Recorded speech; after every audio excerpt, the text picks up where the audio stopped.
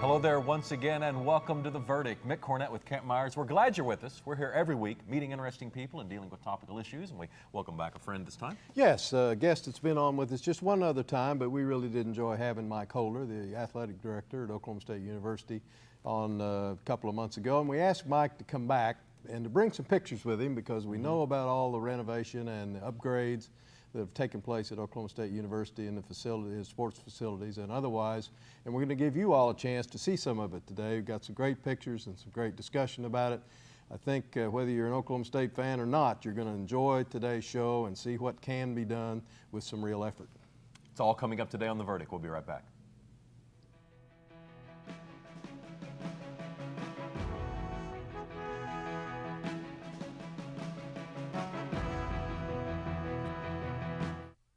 America has been here before, faced with daunting challenges, and we've always found the courage to lead. Foreign oil, greenhouse gases, we have the power to do something about them with American natural gas. Chesapeake is forging ahead, converting our fleets to clean-burning natural gas vehicles, encouraging others to do the same. Welcome to America. Chesapeake, America's champion of natural gas.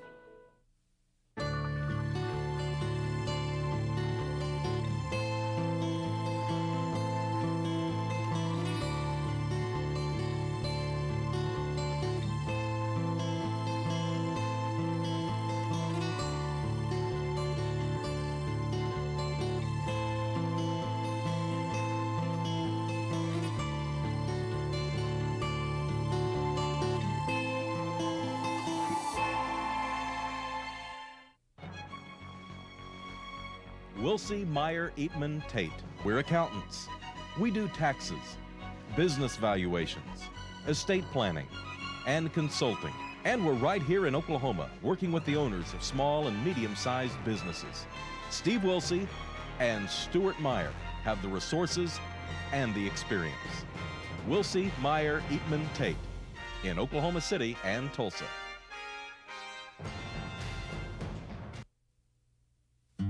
Bow my head to pray. I know you hear each word I say. I'm pouring out my heart to you like water. I have faith, I have faith, I have faith in you.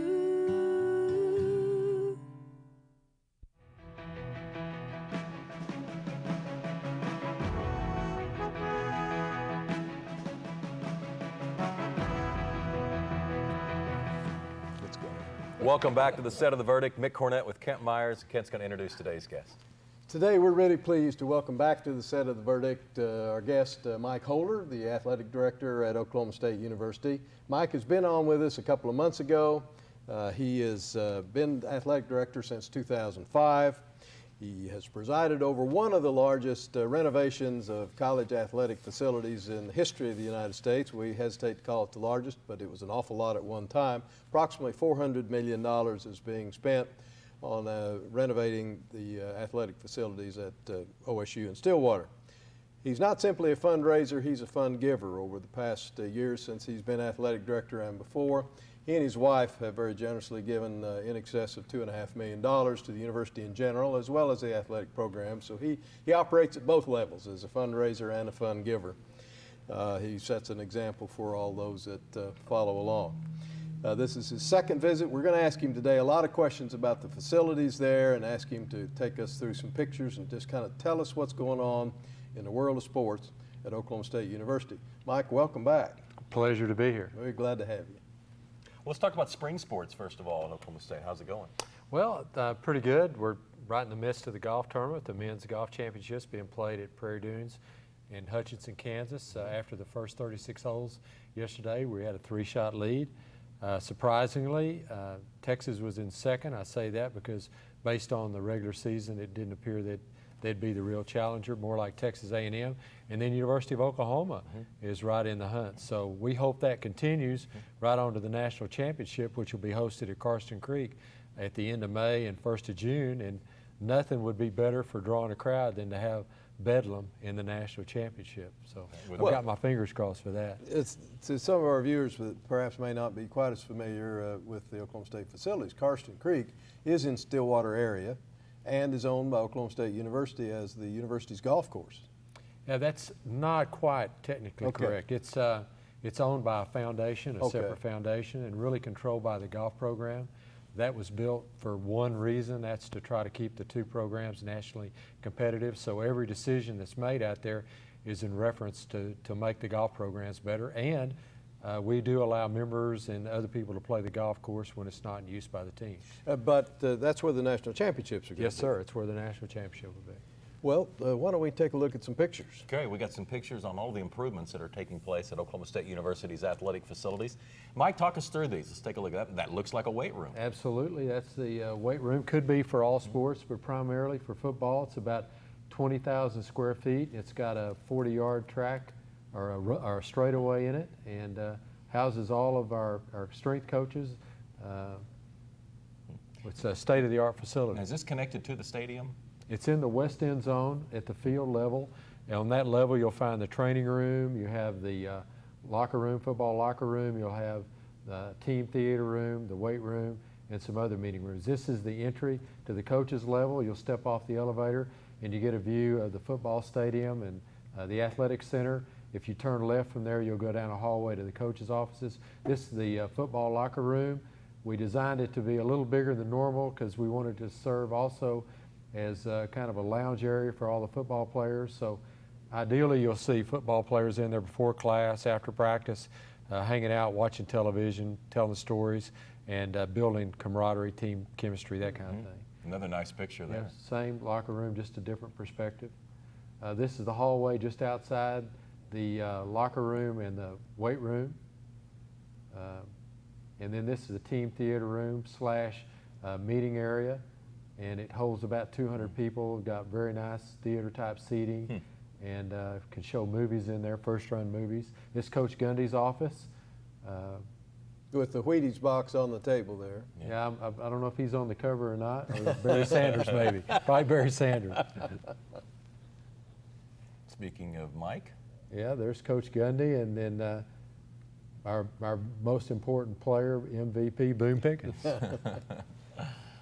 well, And this is the training table, dining room. Boone Pickens is big on nutrition, and before we actually built this, he said he'd never gotten a good meal in Stillwater. So every day we try to prove him wrong in this facility. How many folks would you serve on a daily You could basis? serve 300 in there, and we've got a kitchen right below that on the level before that's state-of-the-art. I wouldn't even want to think about how much money we spent on that kitchen. But that not only serves for the kitchen for the training table, but also on game day, we feed all the people in our premium areas, the club seats, the suites. Probably feed 4,000 to 5,000 people out of that kitchen on game day. Wow. Well, let me ask about the impact of the building of these wonderful facilities. What impact do you see in the recruiting of athletes? Has it helped the recruitment process? Absolutely. You know, and all these were built primarily for football, but it's had an impact on every sport because it shows an across-the-board commitment to excellence in athletics. And facilities don't win, but they get you in the game. They're really if you're a fisherman, you got to use the right bait if you want to go out and fish for the big bass. And that's what we think this facility will do for us in the West End Zone for football. We want to fish for a little bigger fish than we've been catching maybe in the last 20 or 30 years. We want to fish with the big boys, the University of Oklahoma, Texas, Florida. We want to be their contention for championships, whether it's conference or the BCS. Right. And to do that, you need to get a better quality of athlete. And that's why we built the West End Zone facility for football, and our plans are to do something similar for every sport at our university, so every athlete has a chance to compete for championships. now the athletic village I know was delayed for a few years at least. What's the process on that? Where are we? Well, we had bought 90 to 100 acres just north of the football stadium, and that's where we were going to build all these facilities. You would indoor practice field for football and also multi-use building for all the other sports when football's not using it. Grass practice field, outdoor practice fields for football, then a new baseball stadium, a new soccer stadium, new tennis complex, a track stadium, all encompassed in that 90 acres. And we had the money to do that in July of 2008, but in the next 3 months we lost $285 million, and with it went the In the stock market. In the stock market, in the stock market. And with that went temporarily some of our dreams. But I think we're back, got our feet underneath us. We just broke ground this last week for the grass practice fields for football. We should have the plans completed in the next 2 or 3 weeks for the indoor practice facility. And if it can be built for around $15 million, we'll break ground on that this summer, and that should be done in another year. That'll put everything behind us really for football, and then we can start concentrating on the other sports that I mentioned. And I think you'll see that athletic village come to fruition within the next 5 to 7 years.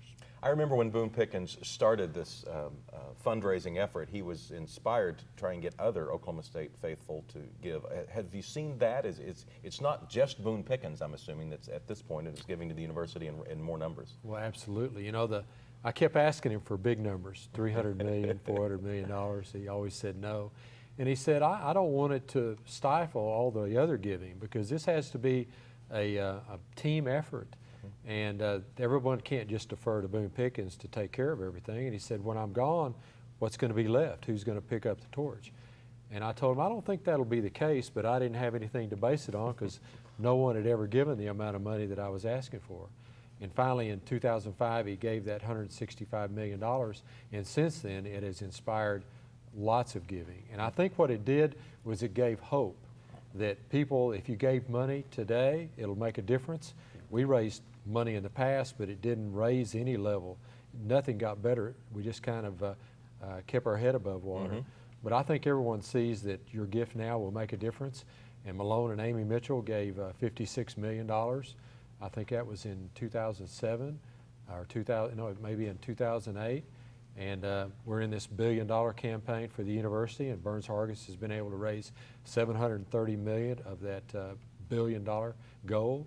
So I think it's had a dramatic effect on giving overall for the university, and I think it'll be transformational at the end. One other aspect of the funding I remember was Mr. Pickens talking about the operations budget, and that probably the entire operations of the athletic department needed to be changed. In other words, maybe tickets need to be priced higher, et cetera. Has that taken place, and has the operations of the athletic department increased? Absolutely. We pushed the envelope on what we charged our season ticket holders, and they've responded. We're selling tickets in record numbers at unprecedented prices, and it's had an impact on every sport, not just football and basketball, so yes. All right, our guest is Mike Holder. He's the athletic director at Oklahoma State University. More with Mike right after this break.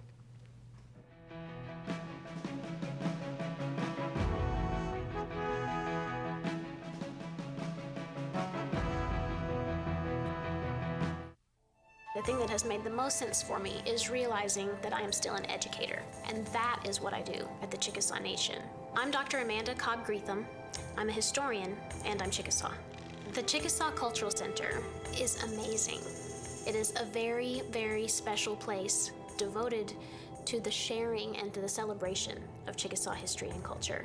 State-of-the-art technology, exhibits that are not like anything I've ever seen.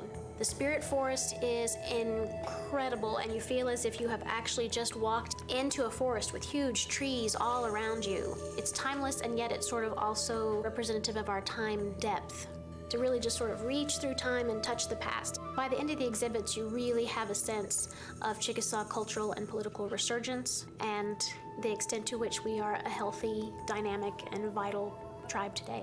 Chickasaws have always been an inclusive people. This is something for the whole community and for the state of Oklahoma. In 25 years, world energy demand will grow by 44%, with oil and natural gas largely meeting the need. The question is, will America's demand be met by American resources? Oklahoma says yes. We're developing the largest oil and natural gas discoveries America has seen in 40 years. It's creating jobs and millions in tax revenue for schools, roads, and hospitals. Oklahoma's oil and natural gas industry, advancing our state, empowering our nation. When you have something important to communicate, it becomes clear that there's a lot of competition for your audience's attention. So how can your message stand out and actually resonate with your audience? Legal Graphics has the answers. The team at Legal Graphics will work with you to plan, design, and even test your presentation to ensure your message will be heard and remembered. Call Legal Graphics today to schedule an appointment. The readiness is all.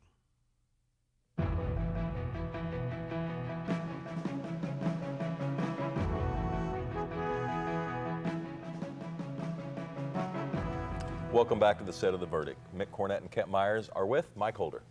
Mike, we've seen a lot of changes in the conference recently with, of course, a couple of schools departing. A lot of talk about what impact that might have on the conference. What do you see as an athletic director to be the major challenges you face or athletic directors around the conference face insofar as this realignment or reduction in number of teams? Well, I think that it's a shame that we lost Nebraska and Colorado. They've been with the conference since the inception, and especially Nebraska. You know, a lot of tradition there with Oklahoma and Nebraska playing in football, national championships. You hate to see that go, but I think most of the major challenges are behind us now because I think we're a solid 10, and I think we'll stay with that number for a while. I don't see really any compelling reason to expand. I think if there is an expansion later on, I think it'll be to bigger numbers than 12. I think maybe mega conferences are a possibility, but I like where our conference is today. Playing round robin in football, you'll get a true champion. Double round robin in basketball, the same thing. I think across the board we're in a good place geographically. Our fans can go to the different venues and see their teams play. This new television contract is a huge plus for us. We renegotiated with Fox and extended the second tier rights, which I don't know if everybody understands how football goes, but ABC ESPN has a contract that has 4 more years on it, and they get first pick on the football games every week, and then the same thing on basketball. And then you have a second tier contract, what's kind of left over, and Fox had that. They re-upped and paid us considerably more money and signed up for 13 years, which is really done a lot for the conference financially. It shows a lot of confidence in the conference. I mean, they're buying rights to kindergartners. Yeah, that's right. Who will be playing someday. Yeah. And that also is very encouraging for what might happen in 4 years when we negotiate or the deal's up for the first tier rights and what might be out there monetarily for that. So I think we'll be on an even footing with all the rest of the conferences, which is a change financially.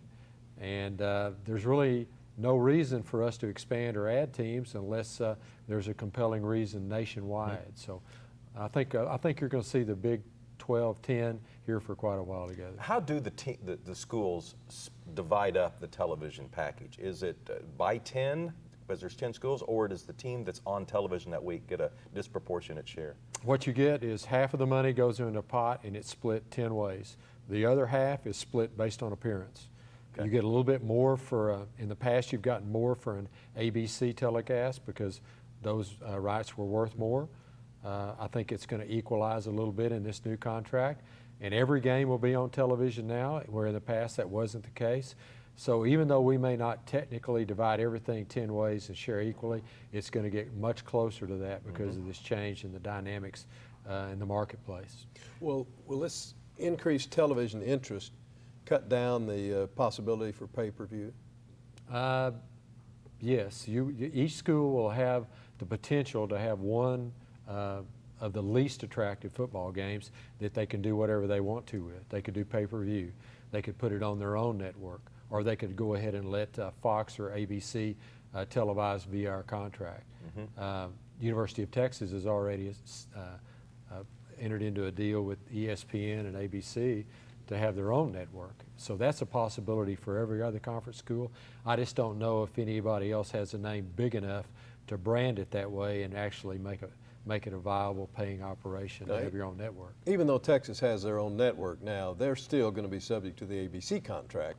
For if their game is picked, and well, absolutely, their network won't interfere with that. Yeah, the only thing that'll trickle down to their network would be the potential for one game, which will be the least attractive game every season. They're going to have to do an awful lot of televising of the really minor sports in order for that to. Yeah, it's interesting because in the past those other opportunities for television for the other sports have had no value in the marketplace.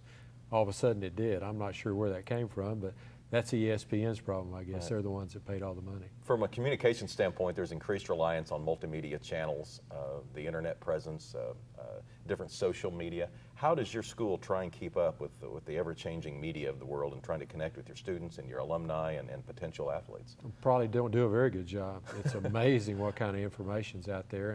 And I mean, you read about it every day in the newspaper, issues caused by what happens on Facebook or Twitter. Everyone has to be aware of what's out there.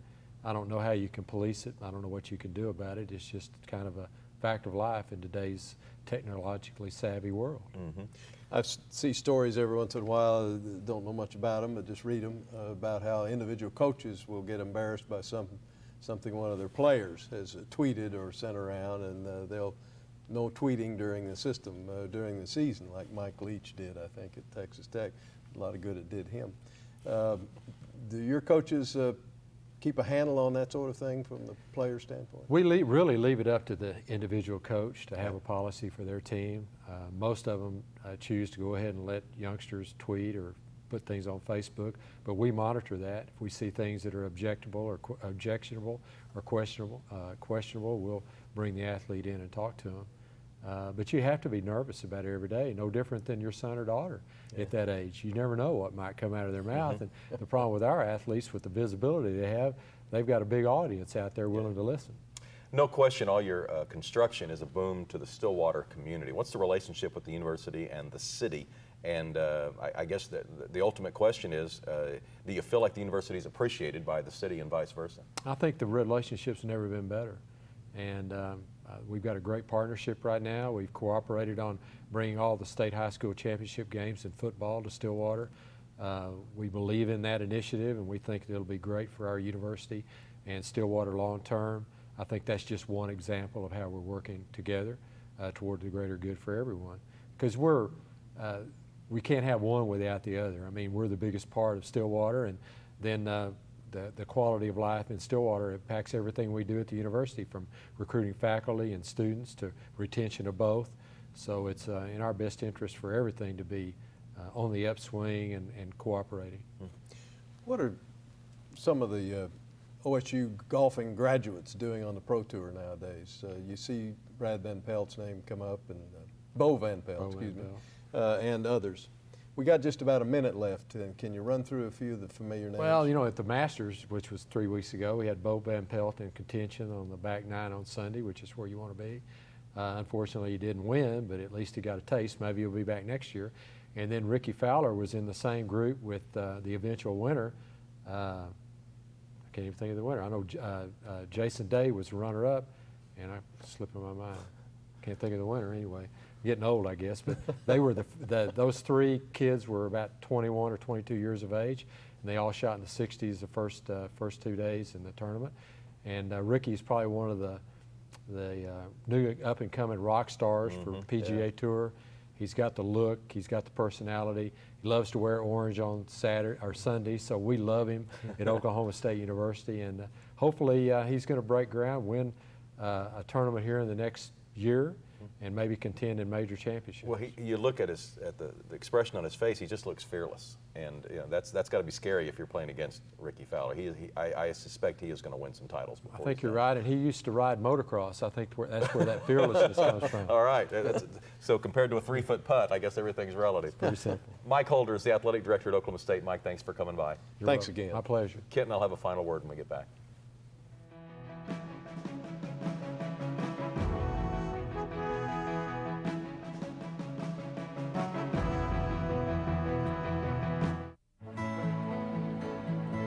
The good life comes naturally to Tulsa, where nature's beauty is matched with an eye for aesthetics. A legacy of neighborhoods graced with lawns and landscaping and handsome homes. A place that seems to have patented an ideal lifestyle. Bank First is loyal to the quality of life Tulsa assures its citizens, to the priority placed on education, culture, and growth. Loyal to builders who transform raw land into residential charm. Developers who see opportunity and add vitality to Tulsa's economy. Bank First serves both enterprise and private lives that need a loyal partner. It's how we help nurture this city's very good life. Bank First. Loyal to Oklahoma. Loyal to you. In Oklahoma, we enjoy a high quality of life due to good, well-paying jobs. Commercial real estate professionals play a significant role in bringing new businesses and investment to Oklahoma. The commercial real estate community has come together to market Oklahoma's commercial properties nationwide through a free public website, okcommercialproperty.com. We are invested in keeping Oklahoma strong and growing because economic development ensures quality of life. The Journal-Record is pleased to be a sponsor of The Verdict. The Journal-Record, since 1903, the best source of Oklahoma business news and legal information. And for almost 30 years, Oklahoma political, government, and business leaders have turned to the McCarville Report for accurate, reliable, inside information. Visit the McCarville Report online.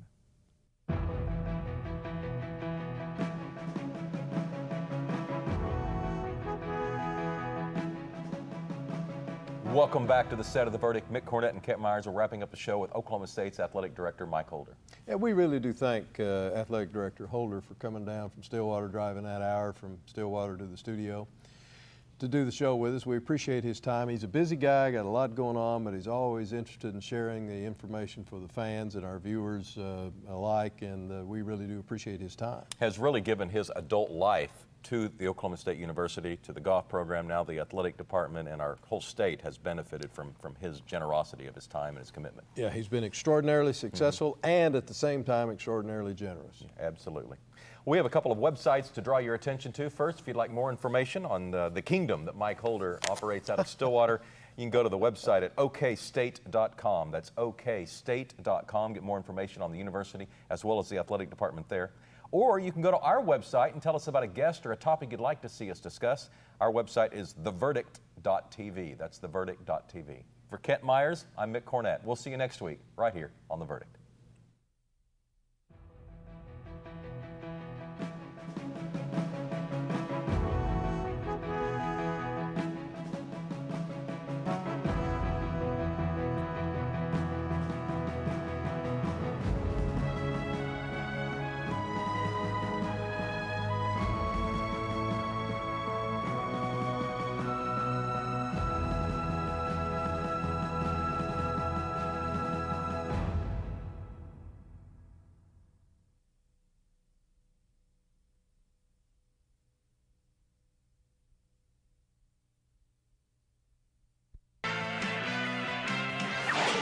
The preceding program was produced exclusively for the Cox Channel.